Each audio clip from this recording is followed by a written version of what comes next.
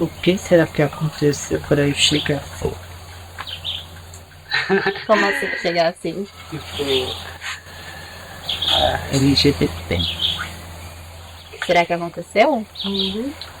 Por que aconteceu isso? O que aconteceu para eu gostar do menino, não da menina?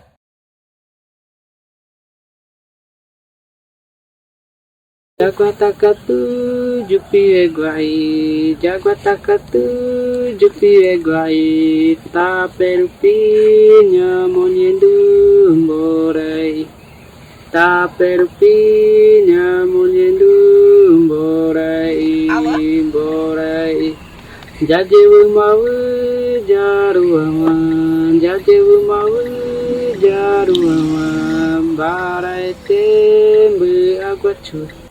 Olá, bem-vindo à aldeia Nhanderecoa. Meu nome é Tatá e eu sou daqui da aldeia mesmo.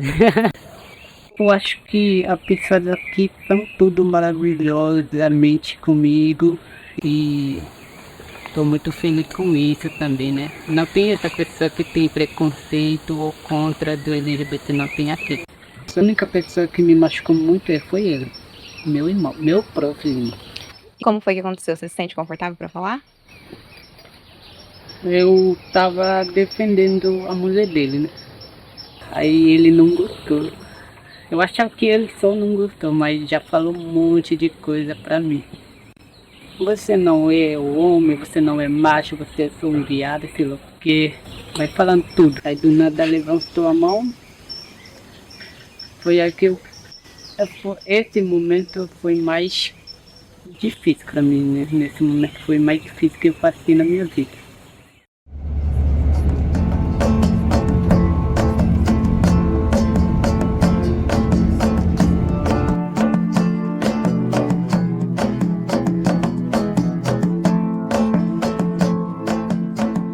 Eu me chamo Maju, eu tenho 32 anos, atualmente moro na aldeia. Eu sou a cacica, né? Primeira cacica trans indígena Boibororo.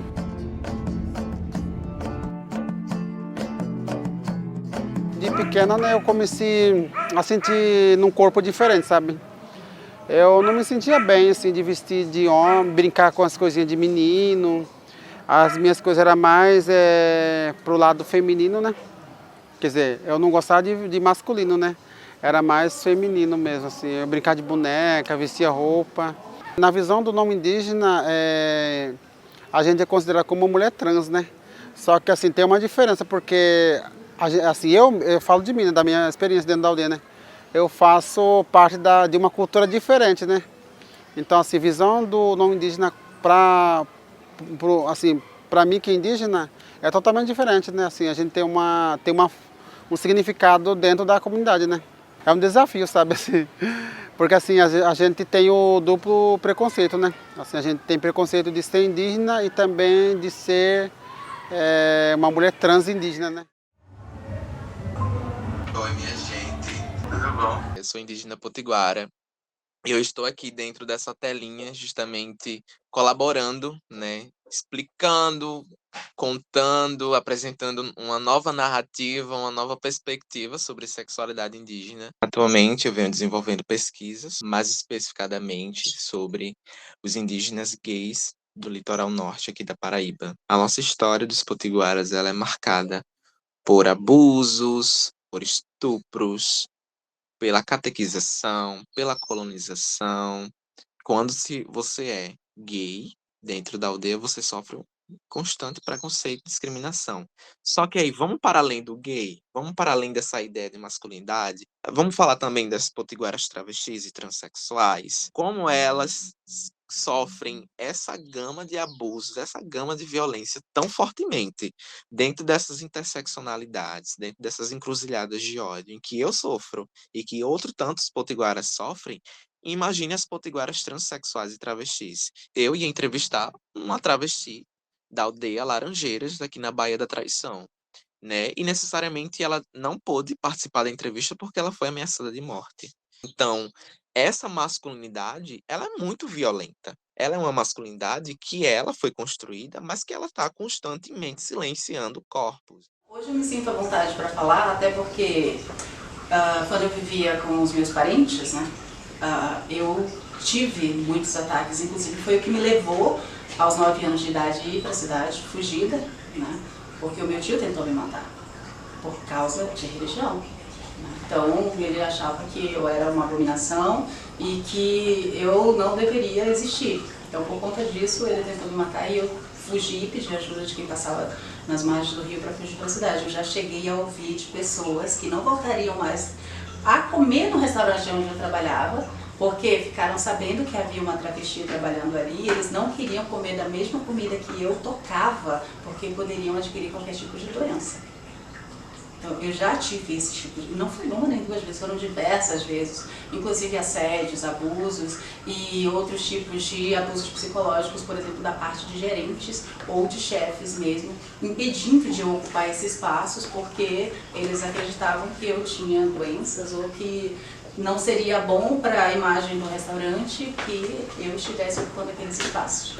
Como pessoa indígena, eu acredito que a gastronomia, ela me abriu muitas portas, né? Ela me fortaleceu muito, inclusive é a razão pela qual hoje eu estou aqui, né? É a razão pela qual eu viajei por praticamente todo o país e tive o privilégio de sair do país e conhecer a Europa. Foi justamente por causa da gastronomia e por causa do conhecimento que muitas das vezes, né, muitos chefes acabaram se apropriando, né, desse tipo de conhecimento ou me trazendo para a equipe apenas para absorver esse conhecimento. Entendi que a melhor forma de aprender e transmitir conhecimento é através da vivência, que é como nós indígenas passamos os conhecimentos adiante. A gente não escreve, a gente conta, a gente mostra como é que faz. E assim a gente acredita que o conhecimento ele é muito mais bem recepcionado pela nossa mente. Ô estrela, não me deixas eu bater, não me deixas eu tombar, não me deixa tubarão me levar para o mar. 7 estrelas que brilham em Aruanda, não há maior que Deus, porque maior tentar. Eu nunca tive um momento da minha vida em que socialmente as pessoas não me identificassem como um corpo indígena. Não foram poucos os 19 de abril que chegou o 19 de abril, a professora falou: Ramon, é isso, a gente no 19 de abril você já sabe, né? A gente vai fazer um cocar, a gente vai fazer uma tanguinha e você vai ser o índio da nossa escola. Acho que inclusive a fé foi o lugar talvez onde eu pude observar isso por um outro olhar. Né, por um outro prisma. Em todo momento que eu estou vestido com o meu branco, que eu estou com o meu rungeb, que eu estou com o meu envilacã, que eu estou com as minhas guias, que eu estou com a minha paramenta, na minha concepção eu estou exercendo a minha função política, eu estou exercendo um ativismo político. E aí nesse contato é quase que natural que isso esteja muito envolvido com essas questões com os povos originários, porque faz parte da estruturação do culto. No momento em que eu me entendo como LGBT, inconscientemente, eu estou também aderindo a uma série de coisas que são localizadas racialmente. Uma pessoa preta que se reivindica LGBT, uma pessoa indígena que se reivindica LGBT, ela está denunciando e ela está tensionando esse termo. Na hora que eu vou pra balada, agora que eu sei que eu sou um homem gay, e eu percebo que na hora de dançar, na hora de se esfregar, na hora de dar uns beijos na balada, meu corpo é super atrativo. Na hora de ir embora com um boy pra casa, aí eu realmente não sirvo. Na hora que eu vejo que a pessoa ficou comigo a festa inteira, mas na hora que ela saiu com um cara branco, aí a questão racial, meu amor, fica muito nítida. Desde o dia que eu nasci, eu sou pancararu, fora da aldeia, mas sou pancararu com as crenças, a cultura, a realidade, a vivência, a identidade, compondo ali quem eu sou. Eu sempre tive uma relação com o território do meu povo. Mesmo tendo nascido aqui, era bem importante para minha mãe, para minha família, que a gente conhecesse o lugar e conhecesse também a cultura. Quando eu tinha 15 anos de idade, a minha mãe faz esse retorno para nosso território. Eu lembro que no primeiro ano eu tive bastante dificuldade de adaptação. Não com a cultura do meu povo, mas com um novo lugar. De alguma forma eu achava que aos 15 anos de idade, entrando na adolescência, ou já estando na adolescência, eu ia conseguir ter mais repertório de lugares, de amizades, de vivência, já me entendendo ali como uma pessoa gay, como uma pessoa homossexual, que lá eu precisei me preocupar com uma adaptação antes, para depois me preocupar com essa questão da minha identidade relacionada à minha sexualidade. Eu lembro que eu não falava tanto, eu adoro falar, inclusive. Eu não falava tanto porque quando eu falava, automaticamente as pessoas iam fazer uma leitura da minha sexualidade, que eu ainda estava fazendo. Então, ficava muito mais quieto, ficava muito mais rígido, não verbalizava a mão, não andava, ficava gerenciando a minha identidade o tempo todo, assim, até eu pensar, não vou fazer mais isso, eu vou ser quem eu sou, porque quem eu sou tem potência pra caramba. Eu não ia mais controlar com quem eu me relaciono, mas também quem eu sou, porque a minha sexualidade ela não é só porque eu me relaciono com pessoas do mesmo gênero que eu. Ela também tá em como eu vejo o mundo, em como eu me movimento, em como eu falo, em como eu existo, para além de com quem eu me relaciono. Então, se entender como uma pessoa indígena, se entender como uma pessoa negra, se entender como uma pessoa LGBT, como interseccionalizar entre essas identidades dentro do contexto urbano. Eu nem sempre me entendi tudo isso, mas eu sempre vivenciei tudo isso. Principalmente porque eu estava ali me colocando o tempo todo como uma pessoa indígena e ouvindo esse não, principalmente por causa das questões raciais, sejam meus traços, meu fenótipo, ou como a pessoa entende quem é indígena aqui no Brasil. Eu não tenho responsabilidade sobre a falta de repertório das pessoas sobre o que é ser indígena nesse país, embora isso me afete. A partir do momento que a gente existe, a partir do momento que a gente fala da nossa existência, a partir do momento que eu me coloco como indígena o tempo todo, as pessoas elas vão ter que se confrontar com esse conflito que não é meu, é delas.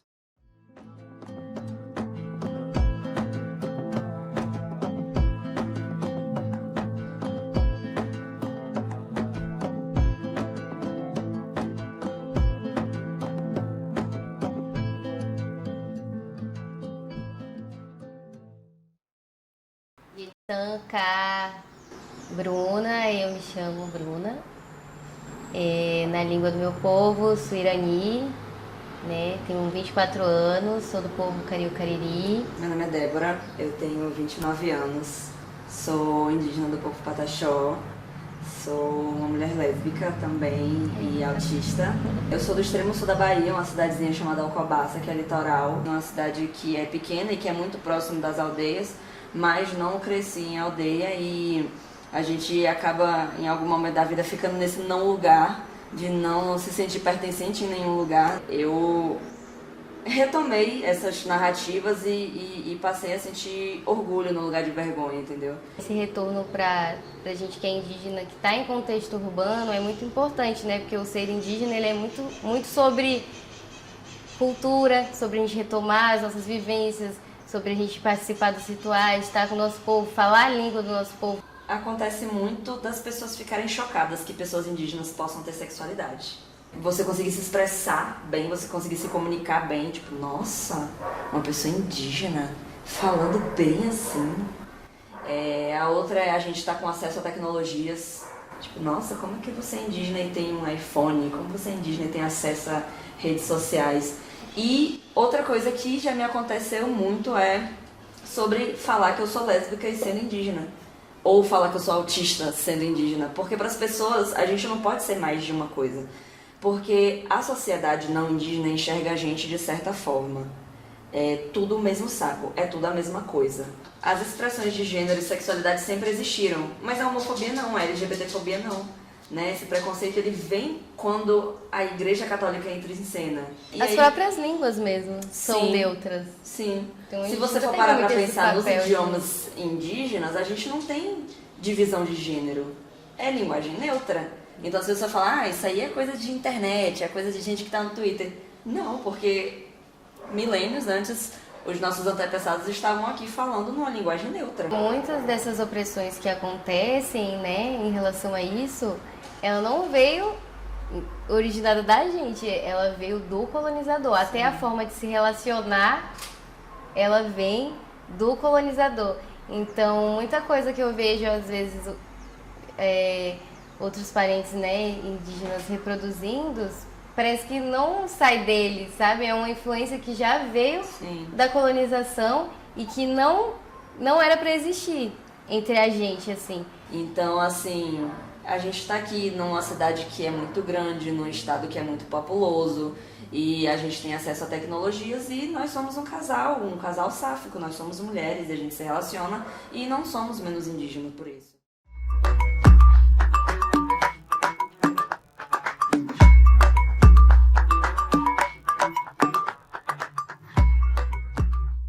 Sou Larissa Pancararu, indígena LGBT do povo Pancararu.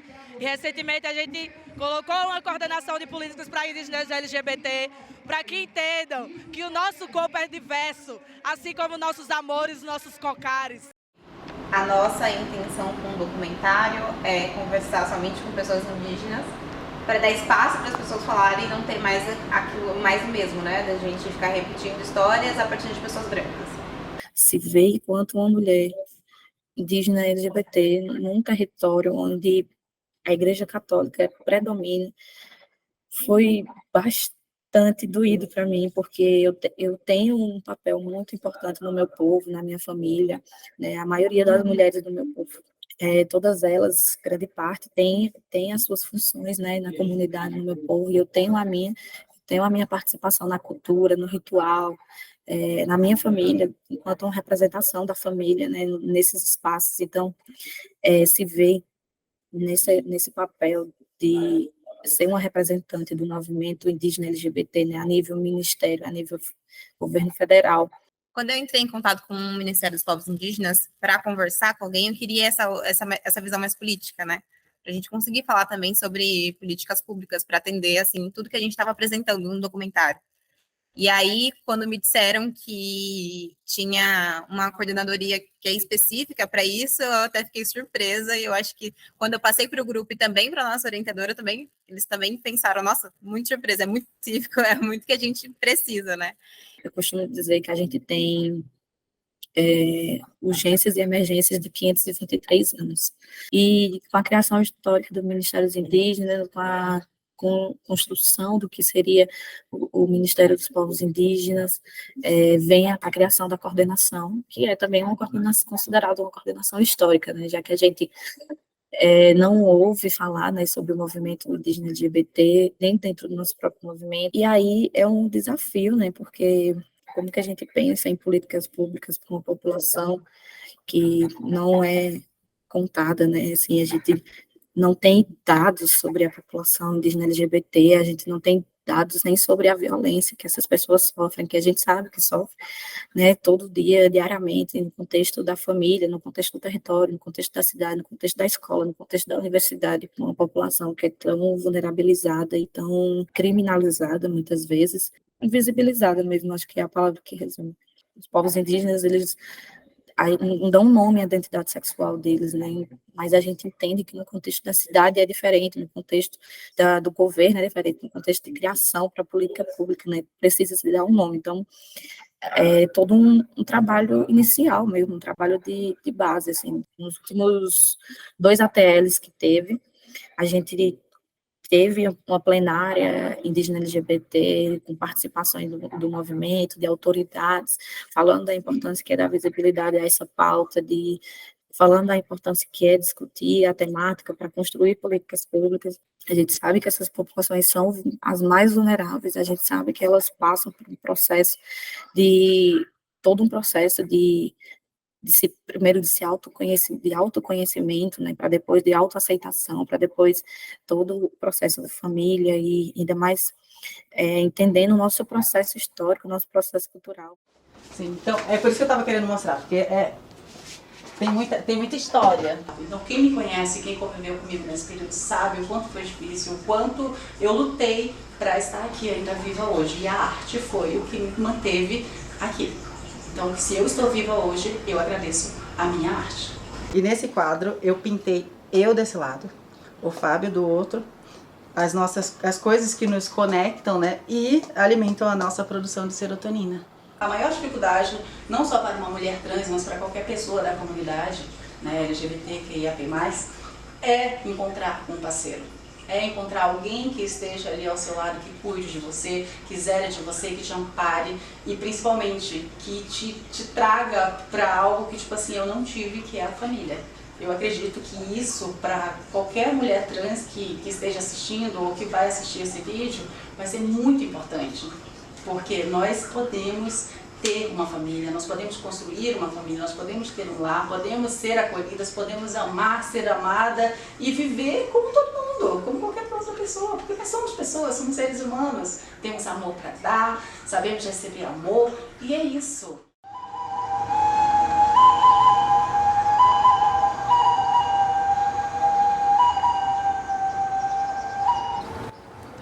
Porque aqui, a gente que está no contexto urbano, né, a gente tem que ter esses escapes, né? Então a gente está sempre procurando se fortalecer com os nossos artesanatos, com as nossas pinturas, com os cantos, né? Então o canto é uma forma de resistência também. Pode parecer pouca coisa para quem é de fora, mas assim, a gente está há 523 anos com colonizadores tentando tirar esses adereços da gente para colocar os deles, tentando tirar a beleza que a gente vê na gente para colocar o padrão deles. É uma forma de manifestação de luta, né? De manifestação cultural, e é isso, a gente segue resistindo e segue produzindo coisas muito fortes e muito belas, e não precisamos deitar para ouro nenhum.